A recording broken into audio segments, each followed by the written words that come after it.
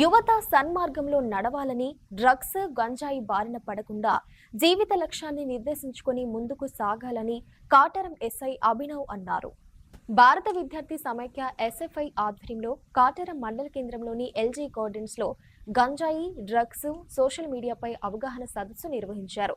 ఈ కార్యక్రమంలో ముఖ్య అతిథిగా కాటరం ఎస్ఐ అభినవ్ పాల్గొన్నారు. యువత మంచి మార్గంలో నడుచుకోవాలని, గంజాయి, మత్తు పదార్థాలకు దూరంగా ఉండాలన్నారు. అదేవిధంగా సోషల్ మీడియా ప్రభావం విద్యార్థులపై బాగా ఉందని, విద్యార్థులు మొబైల్ ఫోన్లకు దూరంగా ఉండాలని సూచించారు.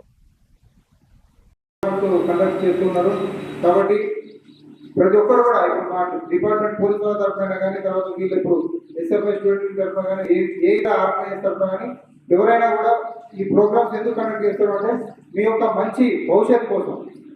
ఎందుకంటే ఒకప్పుడు ఈ గంజాయి అనేది ఇంత భారీ మొత్తంలో ఉండబోయేది.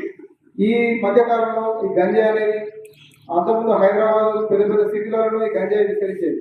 బట్ ఇప్పుడు మాత్రం మన గ్రామాలలో, మండల స్థాయి, గ్రామ స్థాయిలో కూడా గంజాయికి విద్యార్థులు, యువత అట్రాక్ట్ అవుతూ ఉన్నారు. దానివల్ల చదువు మీద కాన్సన్ట్రేట్ చేయలేకపోతున్నారు. తర్వాత గొడవలకు, గంజాయి తాగిన తర్వాత వాళ్ళ యొక్క మతస్థితితో కోల్పోతే అతను ఏం చేస్తాడు అనేది కూడా వాళ్ళకి తెలియదు.